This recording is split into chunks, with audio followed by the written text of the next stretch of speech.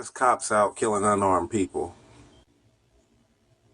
there's always some type of defense. There's always somebody trying to deflect. Like, what about black on black crime? What about all the black people killing each other in Chicago? Motherfucker, I don't live in Chicago. Nor am I ever in the hood. And I don't pay taxes for the motherfuckers in Chicago to protect me. When you take taxes out of my paycheck, I didn't plan to pay for my execution. If I have a busted tail light, or I don't signal, or I'm speeding, I run a stop sign, I expect to get a ticket. I don't expect to get a one-way ticket to heaven. I shouldn't fucking be dying over traffic stops. I know my videos are usually funny, but it's so hard to be funny because this shit is not funny. Aren't you supposed to be trained? If I walk up to an MMA fighter and I tell him I'm gonna beat his ass, he's gonna fucking laugh at me. Because the trained shouldn't be afraid of the untrained. So you got mace, a fucking stun gun. You don't use none of that shit. You could have hit a nigga with a flashlight. But you draw your gun first every time. I don't need a scary ass individual protecting me. Whenever I'm scared, I don't call scared motherfuckers. Oh, let me guess. This is another isolated incident. How many times does an incident have to happen before it becomes a trend? We live in a nation where a guy is running for president. It says because there's some bad Muslims, we got to stop all Muslims from coming in the country. Because there are some bad illegal immigrants, we got to build a wall around our whole country. But soon as a nigga say something about some bad cops, then there's a problem. Excuse me if I'm tired of seeing people who look like me dying for doing what the fuck they supposed to do. Yesterday I saw a man gunned down who told the police officer he had a weapon. Legally! That's cool, I can get a gun to protect myself. But who am I gonna get to protect me from the nigga protecting me? Ain't that the silliest shit you ever heard?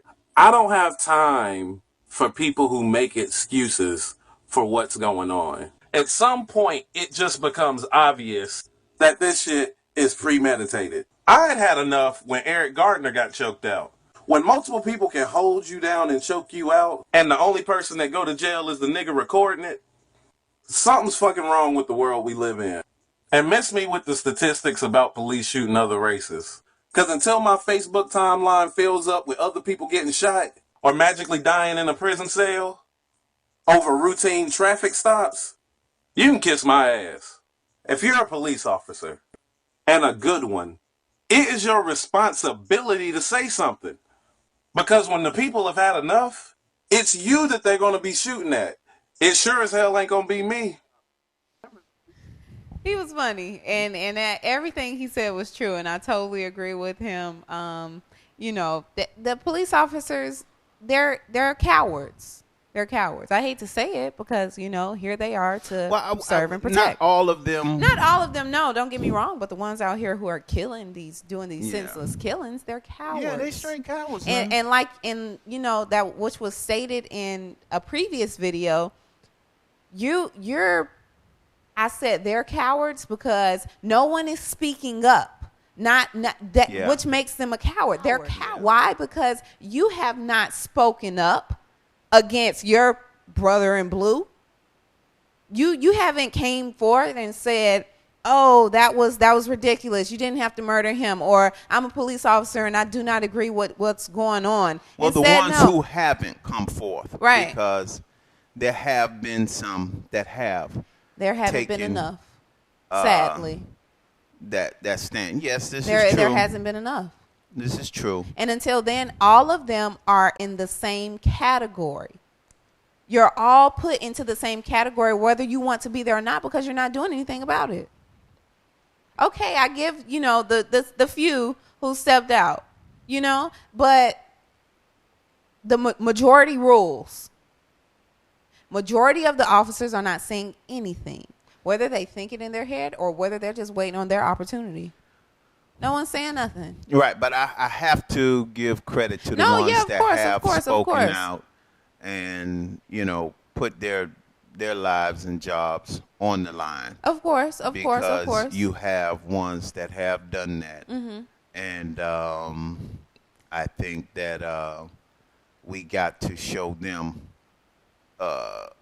you know, our respect for of course. I'm simply saying it's not enough.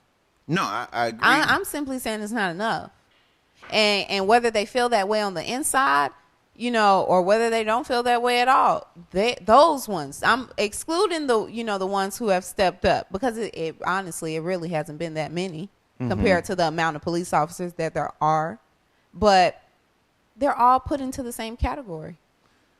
Yeah. Well, I guess because a lot of police officers, I get, you know, a lot of ones where this goes on or what have you, I don't know. But there has been a group of black officers, and I would hope that more officers, and even if they have to be black officers, would stand out and speak and say something, because you know, and I understand they get fired, the department comes at them or whatever, but you know, they gotta live with themselves at the end of the day. Right. It's a decision that you have to make, and you have to make a decision knowing that you made the right decision, not go to bed at night questioning yourself, you know, because at the end of the day, that could be your child. I don't care if you're black, white, Hispanic. That could have been your child. That could be your brother, your sister. It does not matter. And that's why I want to give a shout out or a thank you to some of the officers like these. Find something. You might not see nothing. You're supposed to be visible. You might not see anything, but you go hunting, like bounty hunting for an arrest. Locking up some old guy, some homeless guy, finding somebody who's riding their bicycle on the sidewalk, who's spitting, and you bring him in. The problem is when you go hunting, when you put any type of numbers on a police officer to perform, we are going to go to the most vulnerable. The most vulnerable? Of course. We're going to go to LGBT community. We're going to go to the black community. We're going to go to those people that have no vote, that have no power. If we start doing what we're doing in Midtown Manhattan, a phone call to the mayor's office is going to be made. That's going to be the end of it. We're the predators, they're the prey. The worst thing you can have is a police officer that needs an arrest for the month. So you're all minorities. How does that make you feel? It's horrible. This is something coming from the top that trickles its way down, and this is why we're all here today. We first interviewed Officer Edwin Raymond last month. He says he's been recording conversations with NYPD officials for the past 2 years in an effort to prove alleged quotas and retaliation against cops who don't rack up numbers. They're breaking the law. Raymond's claims elicited this expletive from the police commissioner. Bullshit is my response to that. The commissioner insists his policies are focused on the quality of arrests and summonses, not the quantity. The officer's attorney. Is the commissioner lying? Yes. Commissioner Bratton is lying. How can you prove this? I can prove it with testimony, with recordings, with documents. All they want us to do is go out there and lock them up. They told us it's easier to get numbers out here because you work in this type of community. Are you arresting for stuff that you shouldn't be arresting for? Well, that's why we're here. We don't do it. We refuse, and because of that, we are retaliated against. Because you're not harassing people, you're being punished, you know, and it doesn't make for a great work environment because they want you to harass people. The lawsuit claims minority officers are punished more severely than white cops for failing to meet quotas. The city denies it. And the community are suffering the most. Because? Because the pressure, because the quota. Because the police department is like a whore pretending to be a lady. That's what they are. Are you worried? You know, this is a big step to come. Find something. You might not see nothing. You're supposed to be visible. You might not see anything, but you go hunting. Well, he couldn't have said it no better, you know, any better, rather. The police department is a whore pretending to be a lady. And I do want to acknowledge those individuals who did, you know, speak up, because that is what we need. We need more of that. We have all of, okay, granted, what, maybe I saw 15 officers, you know, 15 compared to how many officers do we have walking the streets? That's my point. Well, I would say this: if one speaks up, and I will want the officers to know, each one teach one. So if one steps up, he can make a difference. Right. And you know, so I'm thankful for those officers. I'm very thankful for that. Right. I'm very thankful for that. So, and there's 9 times out of 10, their jobs, their pensions, or whatever, it's gonna get screwed up. Yeah, I believe every bit of that, especially the young man who had recordings for over 2 years. You know, but back when I was saying it, you know, it has to do with self. Not that, you know, I meant it like that. What I was meaning was he values him going to bed and his conscience way more than what any man can give him. He values that so much more because there's a greater reward.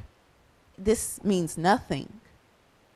So I can sit here and I can watch this man kill this man, or I can say something and know that I did the right thing. And whether I'm punished for saying something about it, I did the right thing. And this means nothing. Once I leave here, it means nothing. Yeah. Well, that's what I meant when it, you know, it has a lot to do with self. You know, who are you? What do you believe in? You know, your morals and your values. That's what I meant. Not in a selfish way. Yeah. And, you know, it's just, it's education. It's lack of education, you know, on both sides. Because I'll even speak, I spoke about our lack of education, but their lack of education as well, of who we are, that we are human. We're people just like them. We bleed. We have families, you know, people that care about us and love us just like you got. You know, it's not like we're some, you know, I mean, I can't even say animal because they love a dog better than they love you, you know? So, you know, I've literally known, you know, I see a white person, they help a dog in the street, you know, and take that dog and give him the best life ever, you know, but look at you and say, you know, you should go back to Africa. You know, you deserve everything you got, you know. So it's education, man. Is definitely, you know, on both parts that, you know, we need to be educated on, you know, how to revamp our minds, because they believe that, hey, there's nothing they're doing wrong, you know, and you know, and I hate when they get these different situations, like when these officers, like when they shot, was it Mike Brown, and then they said the boy was chased going back. It's been proven the DOJ went in and all these people. I don't give a damn how many people they try and say this boy was attacking this officer. I want to know what person in their right mind is going to run from you, okay? And then after he runs so far, he going to get tired, and then he going to turn around and run back at you to kill you. Well, if he was a fool like that, he would have ran to you in the first place. Right. He wouldn't have never ran from you. There was no purpose in that.